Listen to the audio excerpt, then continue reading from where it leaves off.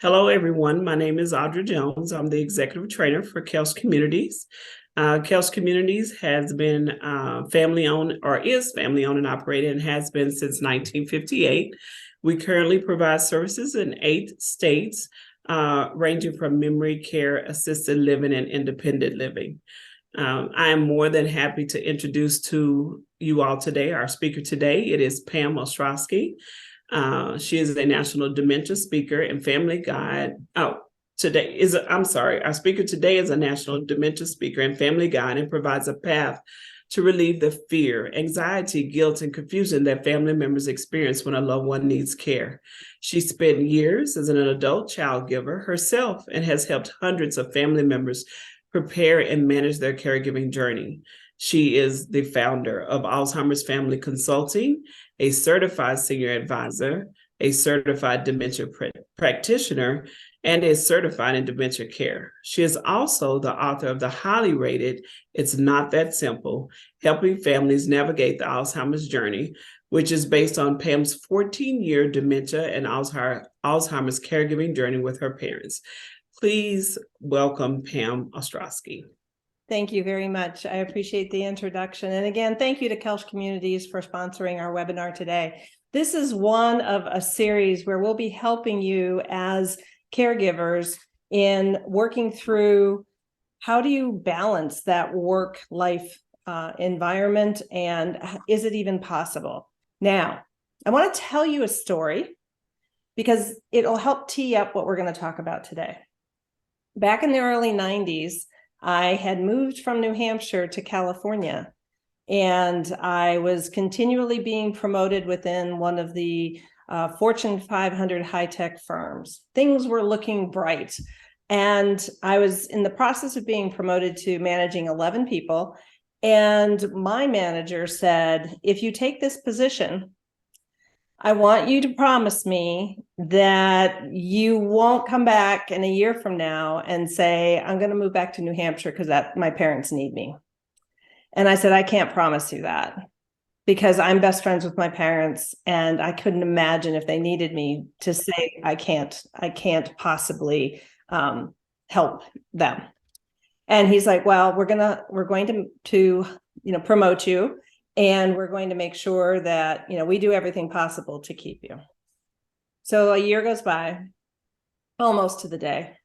My dad calls me from the hospital. He was getting a knee replacement, and mom wasn't used to driving. He was doing all of the driving, and she backed into a car.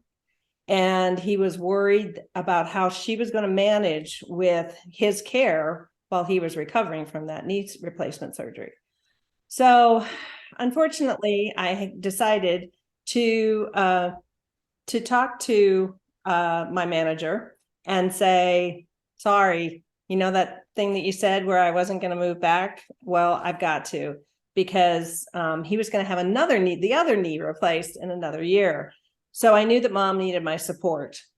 So the director of the entire division at this large company came to me and said, are you sure you want to do this? He's like, we are grooming you to move up the ranks, and we really want you to stay. And I said, I can't. So then I found the same company. I moved back to New Hampshire to be with my parents and help out with care. And I took a significant pay cut.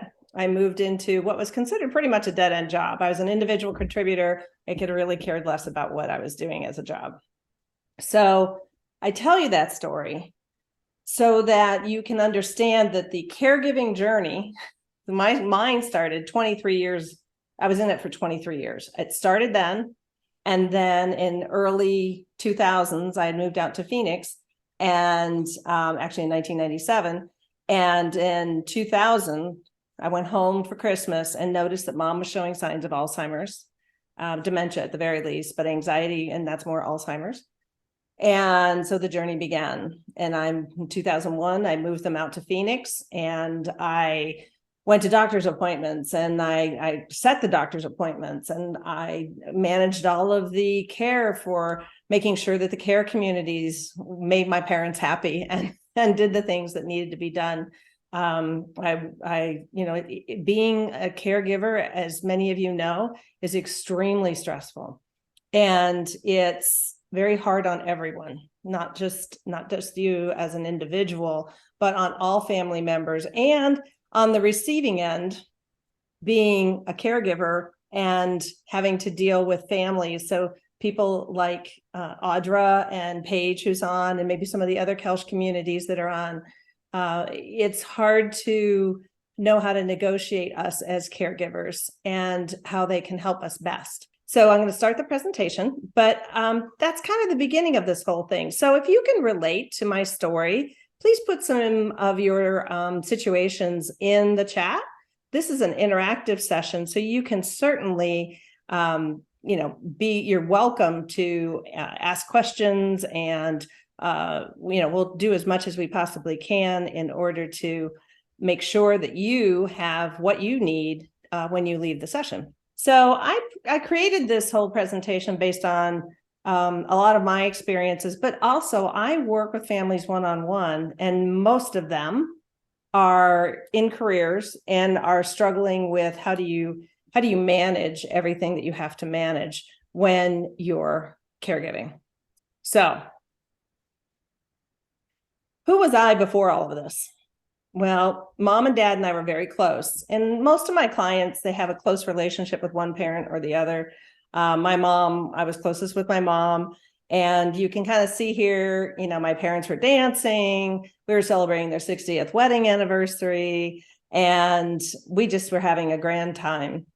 And as you can see in the other photo, that was mom. Alzheimer's took her ability to speak 8 years before she passed, and her ability to walk 5 years before she passed. So we had a really long journey, is the bottom line here. And but it was a good one. And we had to figure out, how do you make it a good one? And I had to figure out, how do I have a career? How do I manage all of this? Because typically, and research shows, most of us as family caregivers do not tell our managers or tell very many people. So what are you going to learn today? Well, we're going to talk about what's the state of caregivers, right? And we're learning that people who are older do not want to be called seniors. AARP has now changed significantly their verbiage. So they don't say seniors as much anymore. You'll notice older loved ones or older people, but you may see aging, but you won't see seniors as much. So watch for that. We're also going to talk about strategies for how do you manage caregiving along with work responsibilities. And frankly, even if you're not working, you have a family, right? So you're trying to deal with the family situation. We're also going to talk about tools for managing your time so that you're more efficient and productive. And then some resources and tips on how to kind of restore who you are and what your life looks like. So I wanted to share with you quickly some of the caregiving effects and the fact that it does affect productivity and cost. So if we have any people from human resources on the line here today, it's really interesting. Employers, only 24% of employers who were interviewed for this caregiving study that Harvard Business School did said that caregiving influenced anything about workers' performance. 80% of the employees that corresponded to those employers said, oh, heck yeah, it affects how I perform most of the time. They actually did a staggered evaluation of all the time, most of the time, and some of the time. And what's also happening, and I don't think corporate America, they're just now starting to realize that it's the higher titled and more responsible employees. So those of us in our 40s and 50s and early 60s who haven't retired, we're the ones who are going to be affected. And when you have that much experience and you need to leave work early or come in late or not come in at all because you have caregiving responsibilities, businesses need to figure out how to solve that problem.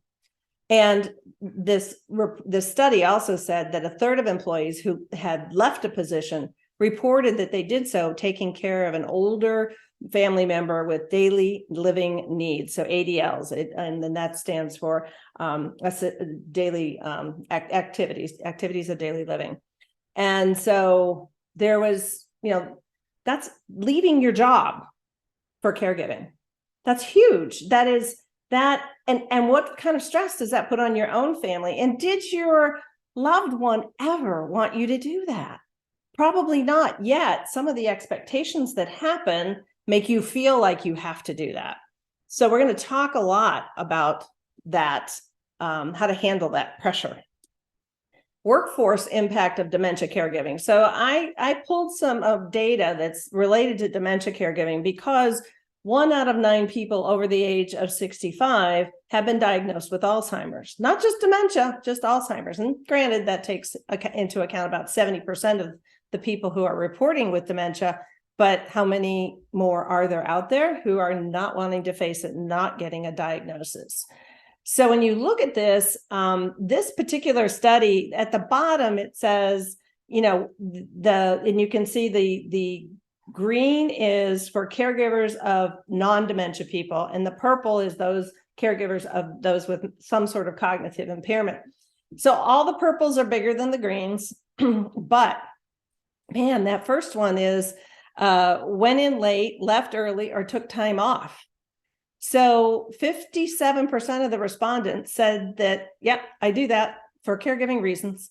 And then the next one, the next tallest one is went from full time to part-time or cut back hours.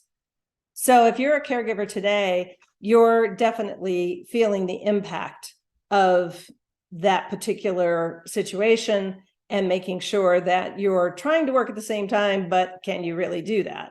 So that therein lies the rub and the challenge with being a caregiver and being able to perform, even show up, frankly. So here's the other half of that equation. Not only are you struggling to be productive at work and try to come in on time and not leave early and not sit there and worry about your loved one, whether they have whatever their situation is, right? So whether it's dementia, maybe they have had a stroke, maybe they have cancer, maybe they're being, they're in cancer treatment. Maybe they're just like my dad, where he had knee replacements and mom hadn't driven and she lost her depth perception. There wasn't really any crisis or chronic health condition in that situation, and yet they needed help. And I'll tell you, I am so grateful for all of the healthcare professionals that are out there today. I noticed Neighbors Who Care is here from the South Phoenix area, and they are a phenomenal resource for helping. Sun Lakes is actually the exact location, if anybody is here from that area. And they are a phenomenal resource for helping with whatever someone needs. And there are resources around the country. None of that existed back when my parents were going through this. So we're very lucky to be in this day and age. But here's the concern that I have about you as caregivers. It's these top chronic conditions. So if you look from right to left, as opposed to left to right, non-caregivers, that's the percentage of people that have reported a chronic health condition. And then the non-dementia caregivers are in the middle, and then the dementia caregivers are to the left. And the dementia caregivers, obviously, they have a much more challenging situation in some ways, because the individual is not participating in their care. Whereas if someone has cancer or a stroke, they can still try to participate and still understand, but as dementia progresses, that makes it more difficult and puts more stress on top of the caregiver. So what I wanted you to notice here is that the numbers of non-caregivers are much lower percentage-wise to the caregivers as you go left. And so the conditions are higher risk of stroke.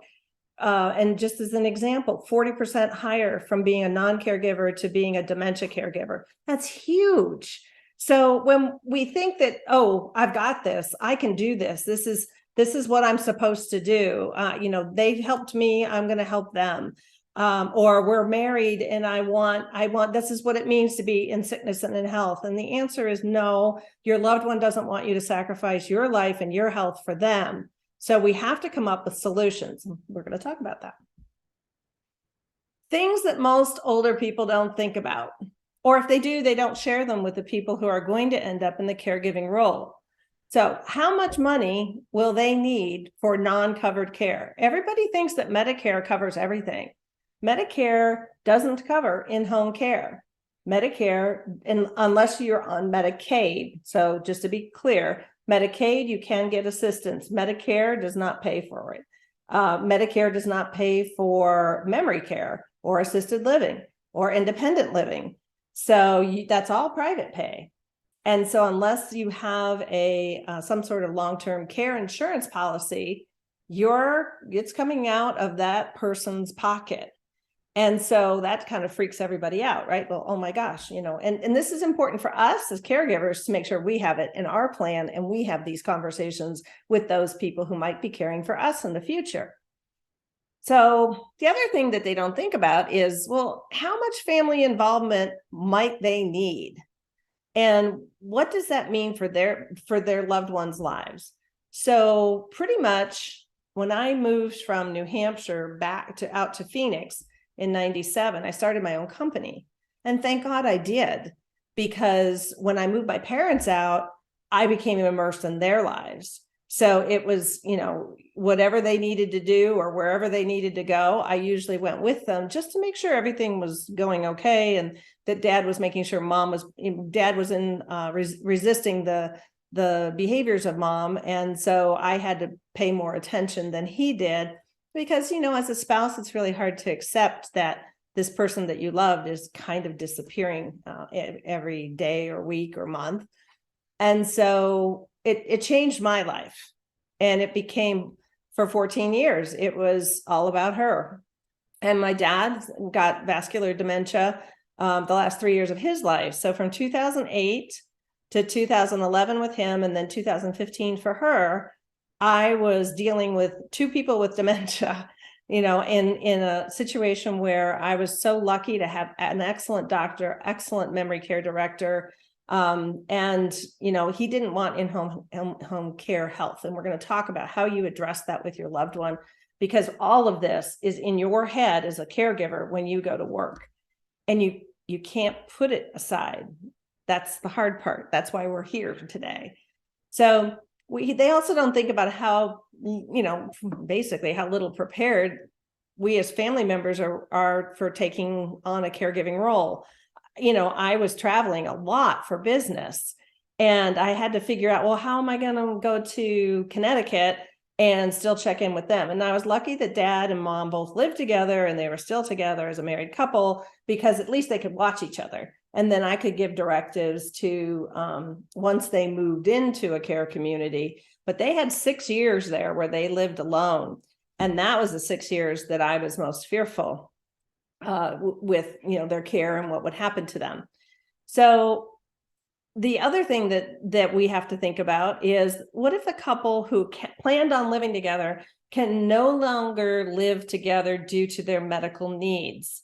It's heartbreaking. My mom had to move to out of their apartment, 2-bedroom apartment where they lived together in memory care, to a special unit, because she needed more than one caregiver for lifting and dressing and showering and everything. And that's a really specialized level of care.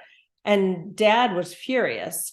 So we don't think about that. So if somebody has a stroke and they have to go to a skilled nursing facility and live there, how does the spouse feel about that? How do you deal with those emotions and still be able to have a career, still be able to, even if it's not a career, maybe it's just a job to you.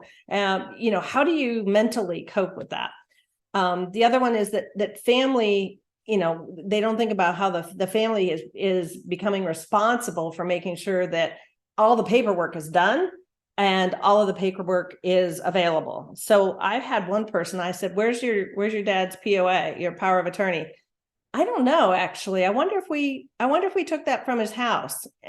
Like, this is a big deal. You have to know where your power of attorney is. You have to know where your healthcare power of attorney is, because the hospital will stop you before you even get your loved one gets in, but you don't, because they're like, okay, who's your healthcare power of attorney? If you don't have that paperwork, you have to go home and get it. And you better know where it is. And if it's in another state, you now have a problem, because they need paperwork showing that you have authority to make medical changes and medical decisions for that individual. And lastly, the thing that our loved ones don't think about is if they're diagnosed with dementia, they are no longer allowed to legally sign documents and the estate attorney will make that determination. That's their privilege, I guess. And there's some criteria that they have to follow. But if the person's not comprehending the document, we had this happen. That's the reason why I put this in here. So I'm sitting there as the caregiver, and you guys may have done this too, where we're trying to manage everything that's going on. And if you are a person who likes things to go a certain way and you're kind of I don't know, I was a control freak, I guess. I wanted things to go a certain way. And, I started noticing that mom really wasn't processing information. So you have to realize that everything that needs to be put in place should be done so that you can have peace of mind. There's a thing that doesn't happen to many family caregivers. Have peace of mind that you have the right documents in someplace you can find them, so that if anything happens, you're able to make decisions.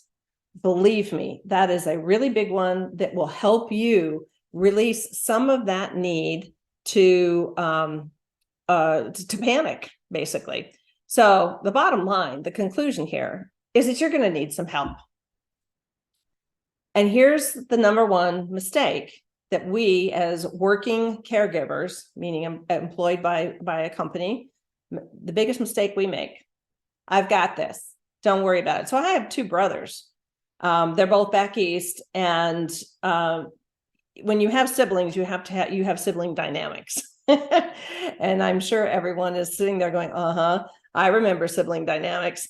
So we want to make sure that we want to understand that it's okay to ask for help. So you look at this woman, she's sitting in front of her computer, she's got her coffee, and she's looking off into the distance, and the person in the background's typing away, and your mind is not focused on your work. And that means that there's more of a likelihood of making mistakes, of not being as productive because you can't focus. So I prepared this discussion, these discussion lines here, because it's important to realize, if you don't already, that the caregiver role includes a lot of responsibilities that honestly I was not going to sign up for. My parents never lived with me. I don't know how people do that.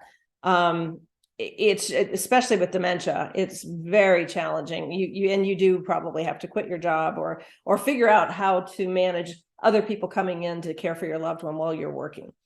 So the question is, are you ready to be a caregiver? And if so, great. But understand, you're going to have answers to these questions. Are you willing to accept? This is mostly for dementia, but in other situations, when you become a caregiver, you lose your role of either as a spouse or as a daughter or a son, because especially with dementia, you become the person who's toileting me, showering me, feeding me, preparing my meals, taking me out places to keep me entertained. And honestly, even when you don't have dementia, you have some of that going on as well. So are you also ready to prepare your home and your family for someone living with you, or you living with them if you don't have a family and you're able to move into your loved one's house?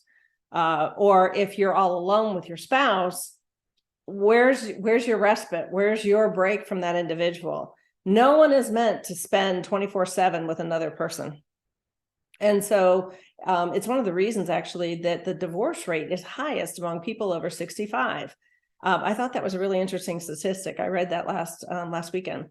Now, the other thing is are you prepared? Do you know how to keep them safe?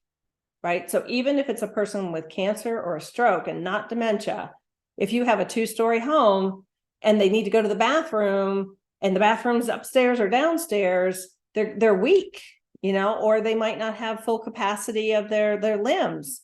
So how are you going to manage that?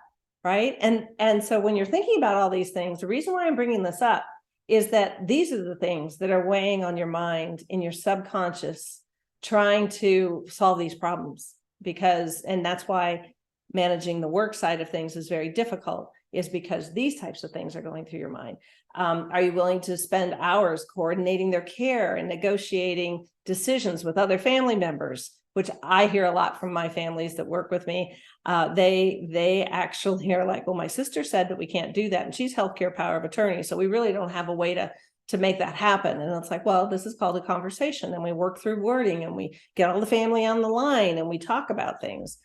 And it's a challenge, and everybody's affected. So you remember those statistics I shared about employers not really recognizing the impact of caregiving. We have got to get corporate America on board with not just flexible hours, but also, possibly job sharing, figuring out, most importantly, the flexible hours allows you to work at night. Well, if you work at night, you're missing your family. So how's that a solution, right? So we've got a big puzzle going on here with this particular situation, but there are ways to help you as an individual. And we want to make sure that you understand that, a lot of, I had one person say, oh, well, my siblings and I will take care of mom and dad. And I said, do you have the skills to do that? And she said, well, what do you mean? And I said, well, do you know how to help a person out of a chair? Do you know how to communicate with an individual who might have some cognitive impairment or has cognitive impairment due to a stroke? Do you know how to do all of these different things that you have to do? And she's like, well, no. And I said, well, then what exactly are you going to do to help your loved ones in their later years?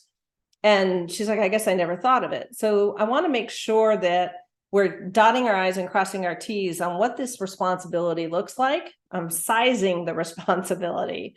And so the other thing you have to think about is, would you quit your job or cut back on your hours? So these are all very personal questions, and we want to make sure that you're thinking about them. So again, feel free to put questions in the chat as we're going through this. So strategy number 1, the talk. So most families, and by most, I mean more than 50%, don't ever talk about end of life, or worse yet, pre-end of life.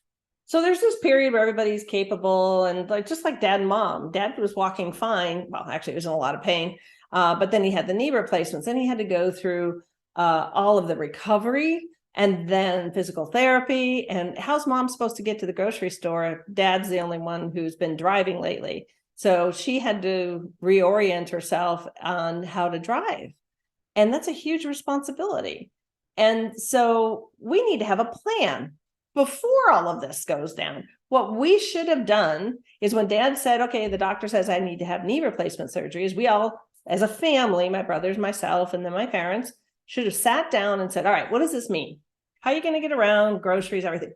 Honestly, it never occurred to me that it would be this big of a deal. And I don't know why. When I look back, and this is what I don't want you guys to do, is I don't want you to feel guilty or feel regret when you look back and go, gosh, what was I thinking? Why didn't I ask that question? Why didn't we have this conversation? It's so important. And yet, most people just don't have it. You don't think about it. So talk with your aging loved ones, your older loved ones. Go through the what if scenarios. Now, you may get some pushback.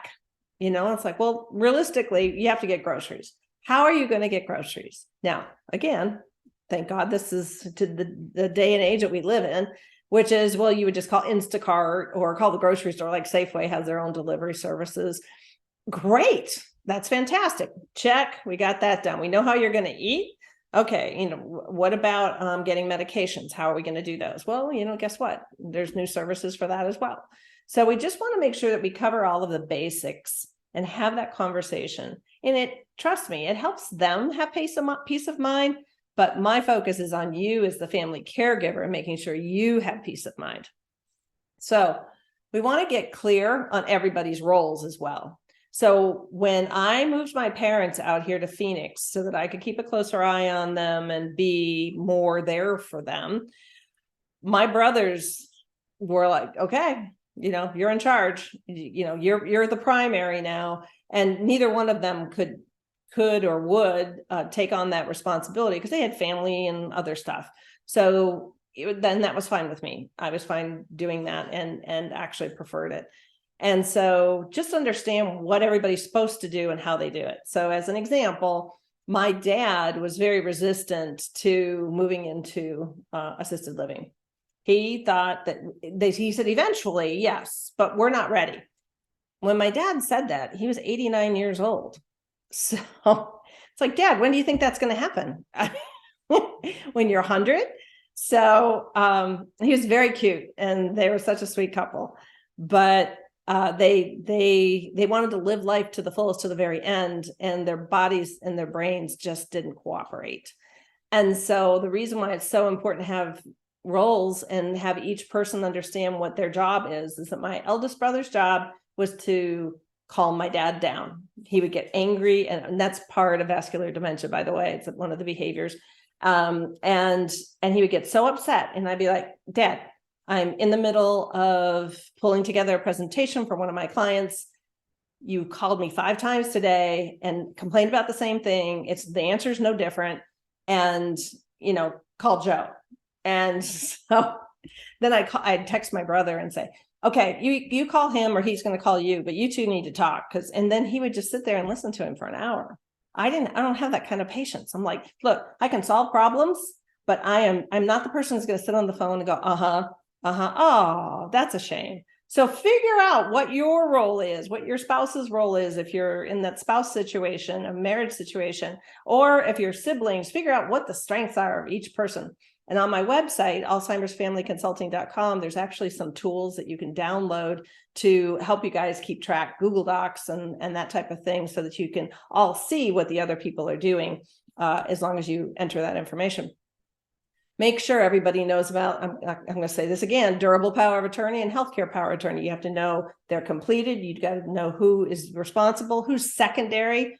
Always list a secondary on both of those documents. Advanced directive, make sure that's in place. Everybody thinks that a will is all you need. While you're still alive, you need these other documents. So, and then build a plan, write it all down. And I'm going to show you an example of for dementia, what the plan includes, right? So we've got this journey that I created, the 8 stepping stones of the dementia journey.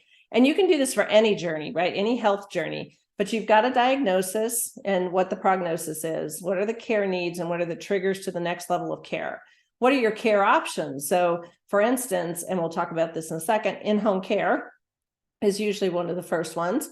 And then possibly, move into independent living or assisted living. And then if needed, move into memory care. It's not a given that you have to move into memory care if you have dementia. Building a care team. Who all's on the team? Which doctors, which nurses, which hospice? Hospice is a SWAT team to help your loved one rally anytime that they take a significant decline in their health. So there's a whole bunch of people that you want to know who they are, find the names, write down the phone numbers, and have the websites and all that good stuff. Talking. How do you communicate? How do you engage with each other? Emotions, because there's going to be some, believe me, and that's part of the big stressors, right? Is that you get weary, you're exhausted, you're frustrated, you're overwhelmed. So as we walk through this, all of both the loved ones and the family's emotions, visiting, whether you're visiting at their home or visiting, a senior living community, those are all things that you need to plan for. How are you going to do it? When are you going to do it? How often are you going to do it? And then when the end is near. So this is pretty typical of almost anybody's journey. So again, have the talk. Strategy number 1 for how you're going to help you focus on how you are going to be able to focus on your career and managing 2 things at once: an intensive caregiving situation and being productive at work and being focused and getting as much done as you can or need to get done in order to maintain job performance. So next one, manage your tasks. So everybody's heard about time management, and I don't believe there is such a thing as time management. Time marches on, as they say, and we don't really have a way to stop it. So that means that we need to change what we do in the time. And therefore, I talk about task management. So one of the things in talking with one of my clients, I said, you like spreadsheets, right? And she said, oh, love spreadsheets. I'm all about the spreadsheet. And I said, great. Then I'm going to take your action items and I'm going to put them all on a spreadsheet. And then you're going to update that. And we're going to go through it on our calls. She's like, I would love that. So getting organized, because, like I would see her write down notes. And then when we talked the following week, I'd say, well, when you were going to talk to this person and that was going to happen. And she's like, oh, I forgot. And so being able to have someone, and we affectionately call this the accountability buddy, where you have someone who's reliably holding you accountable for the things that you need to do. When you're organized, you're taking stuff from up here in your head and you're writing it down. That is the number one way in any situation to take the pressure off of you not being able to sleep, you not being able to move forward on a project. Write it down. What's going on in your head? And what that does is it frees up, there's a kinesthetic connection there, where it frees up your subconscious mind to focus on whatever it is that you really need to be focusing on because you've written it down. So tip number one, get organized, write stuff down. And then if you think you have a crazy busy day, write down night before, not the day of, but the night before, write down all the things that you need to do, that you think you need to do. Because sometimes I think we like to keep really busy and we feel kind of, I don't want to call it self-important, but we do feel like we're the only person who can do it right. And I speak from experience. So you look at that list and then you say, all right, if I get totally derailed tomorrow, what are the 3 things I need to get done?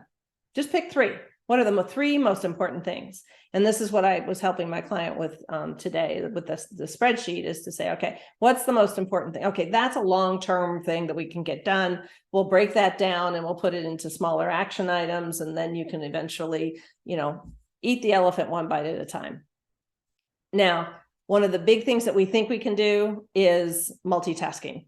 It is impossible to multitask. I don't know how many people know that, but computers can't even multitask. It's just that they're going at such a fast rate of speed that you think they're doing multiple things at one time. And actually, I think the first multitasking computer chip was created probably a couple of years ago now. But as humans, we don't have that capacity. So what happens is you start one thing, you shift, the phone rings, you get a text message, you remember something, and you go over and you start that. This thing didn't get done. Then this other thing happens. And then you're like, okay, well, I'll do that thing now because I'm thinking of it and it'll only take 5 minutes. 30 minutes later, you're still working on it. And so if you can discipline yourself, and I said, to stop multitasking, to stop trying to do less than one thing or more than one thing at a time, and be able to say, all right, I'm going to focus on this and I'm going to get that done. Then I'm going to focus on this and get that done. And even, I actually coach people that, write down the time you started and the time you finished. Because a lot of times we'll think, oh, this will just take 5 minutes and it takes 30. This will just take an hour and it takes 4.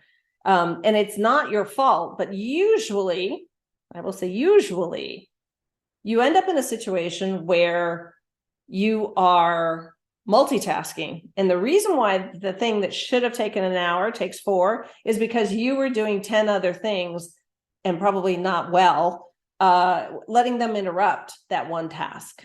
Rarely are you off base on how long a task will take. It's because you let something else interrupt it. Well, that became a higher priority. Did it? At the end of the day, what's the most important thing? And you go back to your little 3 circles and say, is this thing really that important? And I know people always push back and say, well, sometimes there's emergencies. And I respect that. Yes, there are emergencies. The question is, are you the person who has to be the one who resolves the emergency? And do you have a task force, a team that can help you? And that goes back to, you've got to get help. You can't just be the only person watching over and caring for these individuals. So work on task management by sizing the amount of time. So that's kind of what we just talked about. But taking that one step further, calendars are your friend. And I don't care if it's like I don't know if you'll be able to see this, but I have this little desktop calendar. I love this thing because I can look at the date, figure out where, what part of the month I'm in. Some days are worse than others. But getting so if you have someone that's living with you who's struggling and needs care, then having a big desktop calendar hung on the wall and then writing down what you have for that day, or you can even get a calendar whiteboard and that way you can erase it. But I like the paper ones better because one, it's easier to write with a normal pencil or pen. And then on top of that, you can just tear it off and you can do whatever you want with it versus erasing and having to redo all of the dates and all of that type of thing.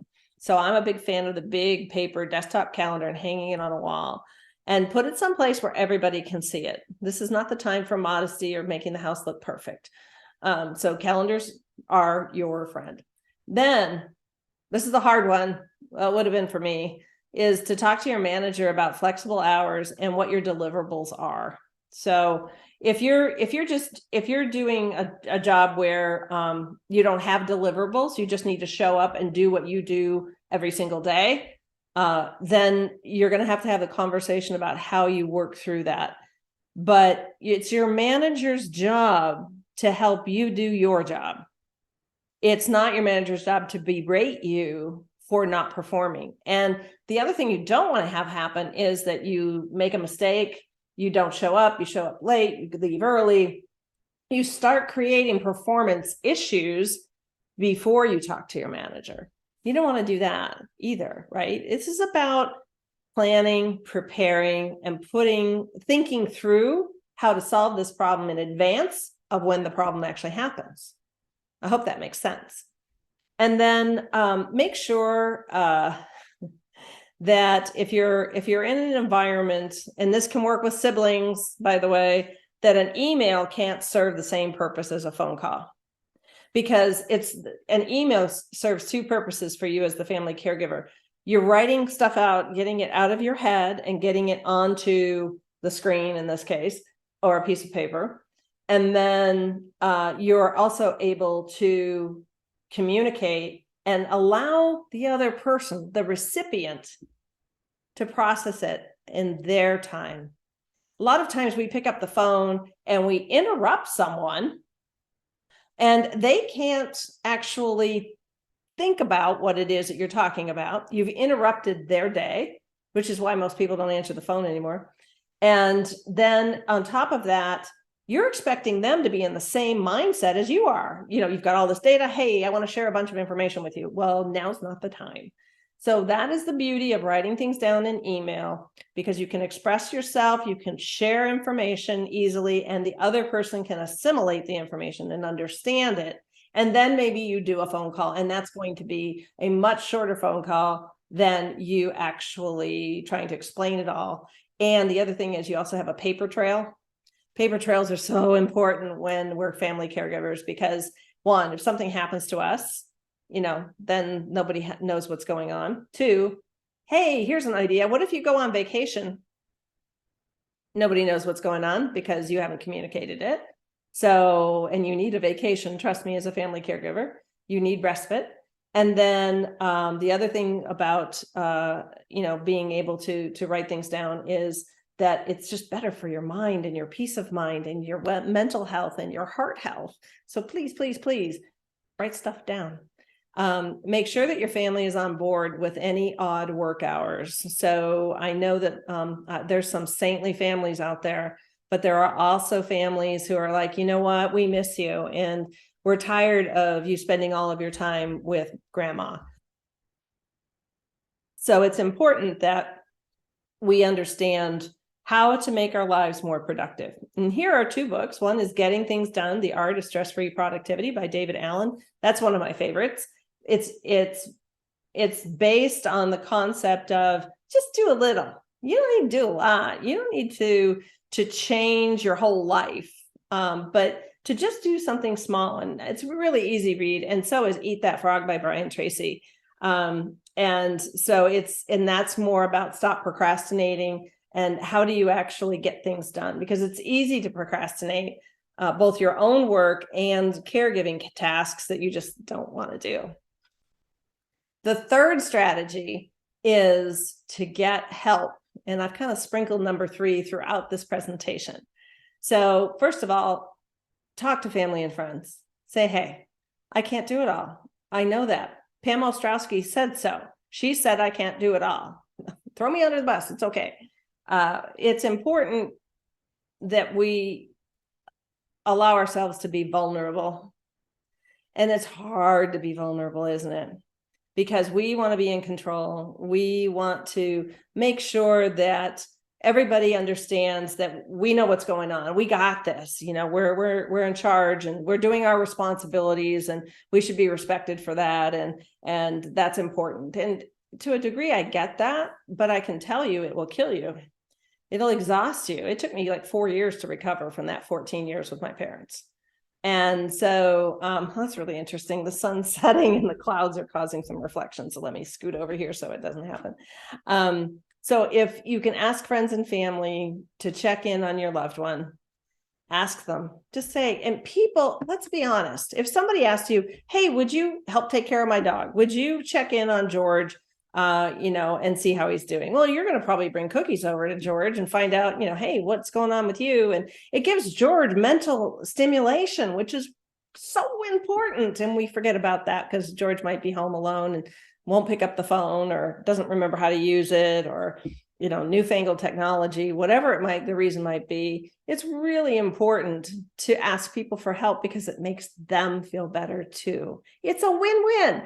You get somebody else in there. George, actually, it's a win-win-win. George gets somebody new, because I hate to tell you this, but if you have the same caregiver every day, someone's taking care of you and it's the same person over and over again, they're kind of looking for some variety. We all do, right? We need different exposure to different people so that we can have a unique experience.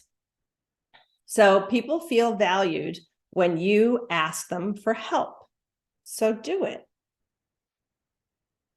I know I made that sound like it was going to be easy, right? It's not.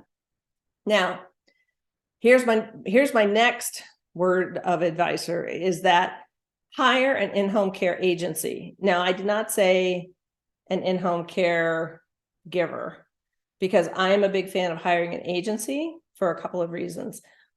One is that they have backup caregivers. So if you make a plan, you're going to go out with your friends to, go to a movie, go to a play, go golfing, whatever it might be. All right, you make that plan, and then your one sole caregiver, who's your neighbor's friend's caregiver that they recommended, and they may be fine for what you need, but they call up and say, my child is sick and I can't come. Guess what that means? You have no backup plan. So having an in-home care agency, they have a bench, as we use in the consulting world, a bench of caregivers, and they're able to look at the schedules and be able to move things around and say, okay, we do have an issue with one caregiver, but we're going to send another one who's comparable, and so that you can go on with your life. You have predictability, and that is very important, especially, like, God forbid, so we're talking about work, right? You have to go travel for work, or you have to go to a meeting and you have to go into the office as opposed to, maybe doing a Zoom call.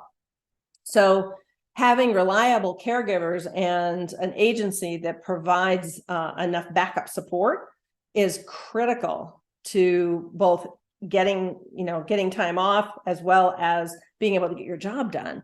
And honestly, the best thing to do would be to have your own office and have your caregiver in the other room with your loved one.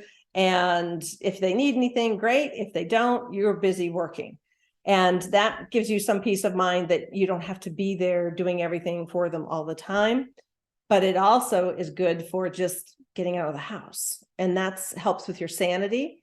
And so when we talk about productivity, one of the biggest challenges is that list of emotions and that information I provided earlier is what will tax you. It makes you feel exhausted. And you can't stop thinking about that. So you certainly aren't going to be paying attention to your work. So you have to get help, and you have to figure out ways to do it. And in-home care agencies are phenomenal. So those are the people you see, like Home Instead and Visiting Angels. And then there's organizations, as I mentioned, we have someone from Neighbors Who Care is here, and they provide that kind of help to some degree as well. So, it's all about it. You ask for help, it's out there. You just have to ask for it and be vulnerable. And that is so important because it takes courage to be vulnerable. Brene Brown talks about that in her book, Daring Greatly.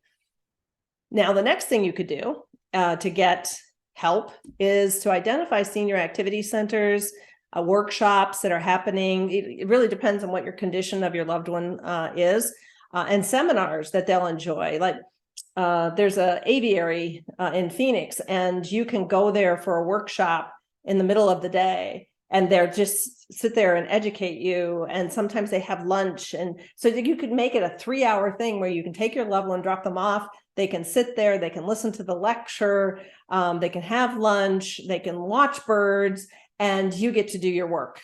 And you don't have to worry about them because they're okay. And if you really want to worry about them, hire the in-home care agency caregiver to take them to that event. And that gives you even more peace of mind. So you see how the pieces start to fit together, but you have to start the wheel moving by asking and getting help.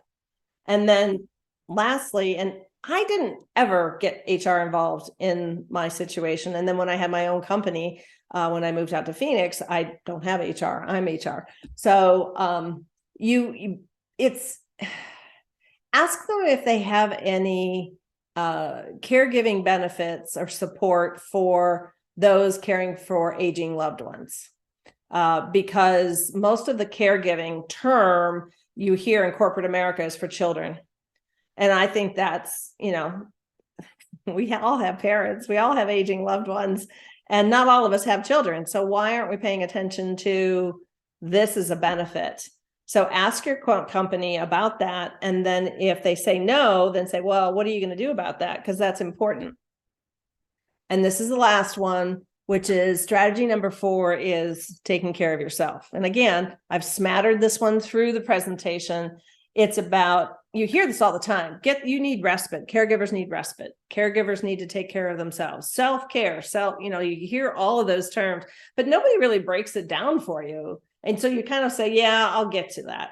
That's on that list of 50 things, and it's at probably number 49 or 50. I'll get to it. So we want to make sure, first of all, that we accept that it's quite possible you're on a multi-year journey. I didn't think I was on a multi-year journey. I just kind of micromanaged each event. And that way it was easier for me to be able to not worry about what's going to happen next year, right? I mean, how long can they possibly live? How bad can this get? And I found out, right? And sometimes keeping that micro view helps your brain go, okay, this is one problem. We'll just deal with everything else later. So that's not a bad strategy, but something that no one ever talked about in the 90s and the early 2000s, and even frankly in the first teen years of the 2000s, so 2010 to 2015, no one really talked about respite. Nobody really talked about getting help. It's only really, I think, in the last 5 to 10 years that we've really seen people, organizations, and companies step up to provide things like in-home care. And hospice has been around forever, but it has that perception of not being the SWAT team coming in when there's a decline in health to help your loved one rally. And instead people think, oh, well, that's just for someone who's 3 days from dying. And that is not the case. So there's a lot of educators like myself out there. And if you can just talk to us, we will give you hope, and we will help you feel, be able to be vulnerable enough to get more help. So getting help from in-home care, contact someone like Kelch Communities. They know resources. All of this community of senior healthcare networks. Everybody knows everybody else. It's a beautiful thing. So if I can't help you, I know 50 other people who have connections, and I'll reach out to them for you and get you that information, no matter where you are in the country, in my case. So it's when we talk about self-care, people say, get out in nature. Nature actually is very good. Fresh air, sky, trees, all of that stuff is really good for your brain and your mental health. I didn't say to take a 2-hour hike. Just go out for 10 minutes, just 10 minutes. Make sure that your loved one is safe and secure, but it's important to get outside and then do something that makes you focus. So this is really good. So if you're reading don't read something analytical or that requires you to think too hard, but instead read something fun, right? That you don't get interrupted by. And so other things that focus the mind, yoga, right? Because you're paying attention to not falling over. And okay, that was me.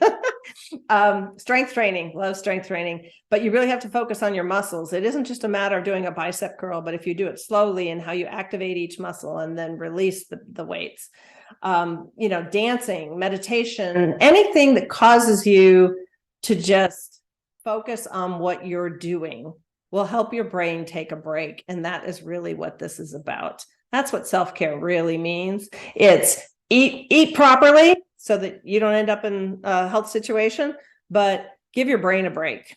I swear that should be a bumper sticker, right? You are constantly thinking about the other person, and that's what makes it challenging. And lastly, ask yourself, if something happened to me, how would my loved one get cared for? That one is the one I ask most spouses, because most spouses would give their lives to help their spouse. Excuse me.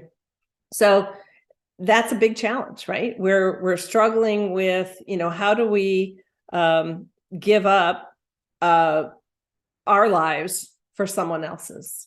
And we don't want that, right? You don't want to give the other person doesn't want you to sacrifice your life. And if you're not careful, you'll resent them for it. But this is your choice, and you have to decide how you're going to spend your time and how you're going to take care of yourself. But most importantly, you need to do that. And we're going to wrap up now. Here's some caregiving resources. There's our hyperlinks. So if you need me to provide this slide to you or any of the slides, just let me know.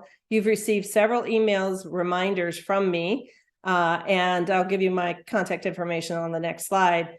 But there's Arizona for Arizona people. There's one for every state. Coalition, Caregiver Coalition. So no matter where you're from, there's a Caregiver Coalition. USA Caregiver, National Alliance for Caregiving, National Family Caregiver Support Program. So if you need financial help, it's out there. The Alzheimer's Foundation of America, Alzheimer's Association. And then some of the data that I provided is from the Harvard Business School research, and it's the articles that they wrote is the caring company. That's what it is, the caring company. And so if you need additional resources, this is just a snippet of thousands of resources that you have. So what I'll do to help you out is I'll include this slide. I will be emailing you a link to the recording, because you can't email a recording. And what I'll do also is include that information in there. And then, of course, you can always reach out to me. I do answer my emails. So because you've stayed on the line for the hour that we were doing the presentation for, I would like to offer you a free session with me. It's free, 30 minutes, the first session. And if you have specific questions about anything about caregiving, oh, excuse me, I have a frog in my throat. What a weird phrase. We can just email me at pam@itsnotthatsimple.com. So again, pam@itsnotthatsimple.com. And this is my website, Alzheimer's Family Consulting. And you can find me on Facebook, and you can also find me on YouTube and LinkedIn.